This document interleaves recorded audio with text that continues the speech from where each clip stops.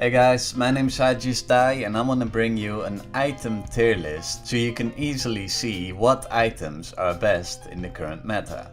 I will not be discussing all items, just items which I think it's important to talk about. Starting off with Book of the Dead being S+. Book of the Dead is insane because it gives you a lot of survivability without having to sacrifice damage. In the same sense, Warlock's Staff is also S+. It was already being picked up at Worlds for some gods, but now that it got a buff, it can work on literally all gods, providing both damage and survivability. Gauntlet of Thieves is the new staple support item and is therefore placed in S.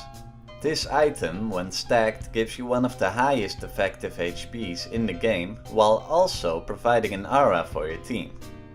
Jade Emperors is A+ for having an aura that gives a lot of physical mitigation.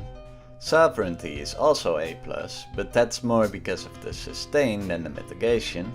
Midgardian Mill with his recent buff is getting up to A, because it is one of the only ways to counter magical ADCs like Freya. And Spectral Armor is in A-.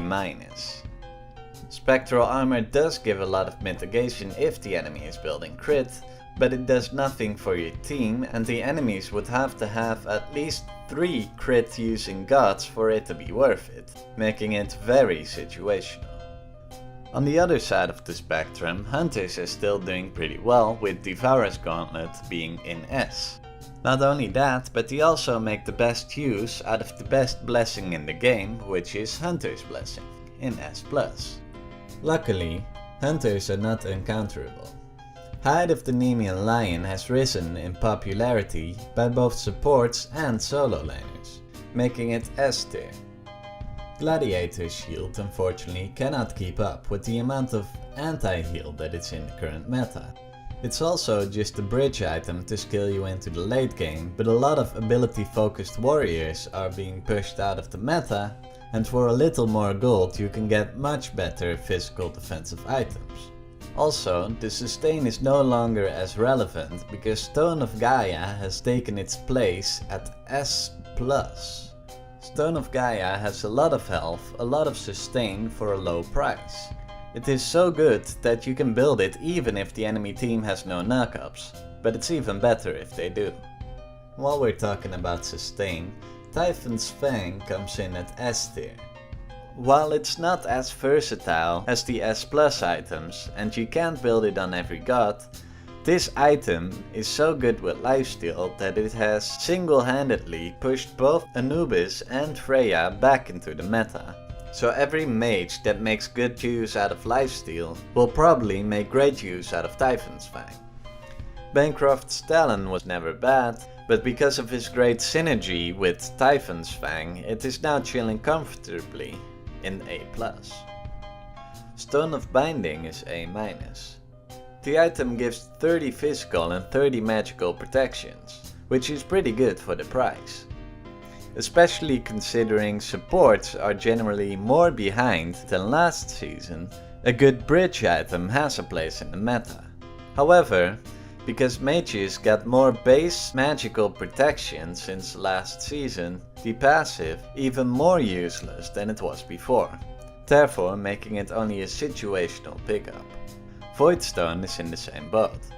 20 magical protection reduction used to be good because in combination with pen boots it allowed you to deal true damage. That's no longer the case and therefore Voidstone has been moved down to A tier.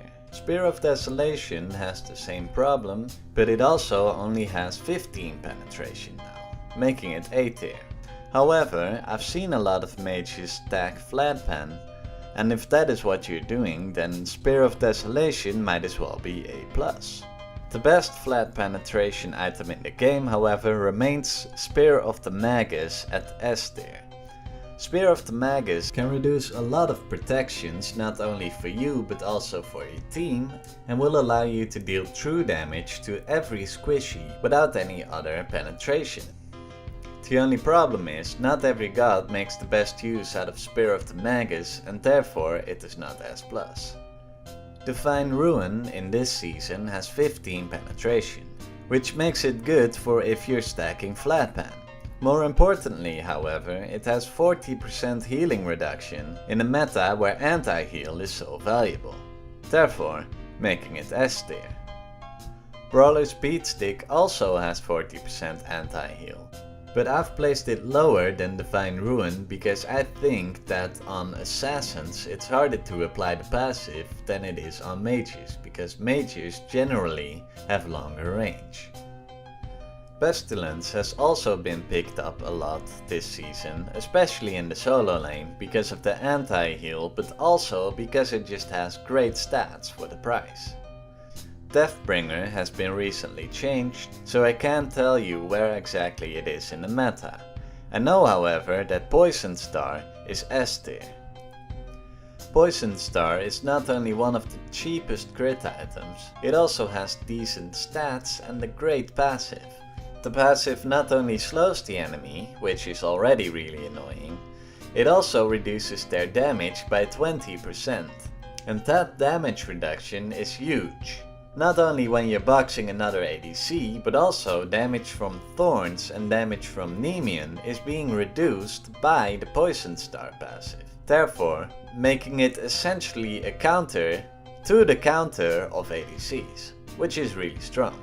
Wind Demon unfortunately does no such thing, and while it is still a powerful item and its passive also synergizes well with Poison Star, it is also more expensive and is therefore in A tier.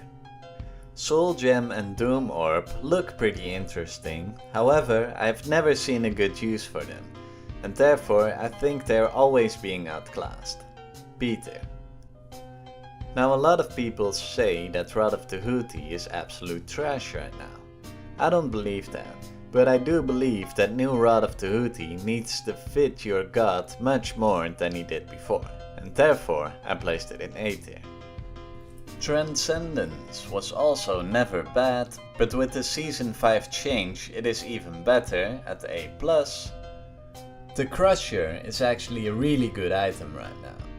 The combination of power, attack speed and penetration makes this item great for DPS, but it also has a passive which is like buff as fuck. The only problem I have is that not a lot of gods can make full use out of the Crusher. It's therefore mostly limited to ability based ADCs and some assassins, but it's still really good. Stone Cutting Sword is an even more extreme example of that. I think it's one of the best items in the game, however, it can only be used to full potential by like 3 gods. And for the lack of versatility, I'm putting it in A+. Heartseeker is great for assassins who want a little bit more burst in their abilities, therefore A+. And Masamune is an A, because it's a pretty good item and it's also pretty versatile. And finally, Genji's Guard and Shogun's Kasari are both pretty good for the cooldown building support, and are therefore in A+. This was my tier list, I hope you guys enjoyed. I know that not everyone might agree, but I hope that at least it gave you some insights in what I think of the current items. I hope you enjoyed and I will see you all in the next video.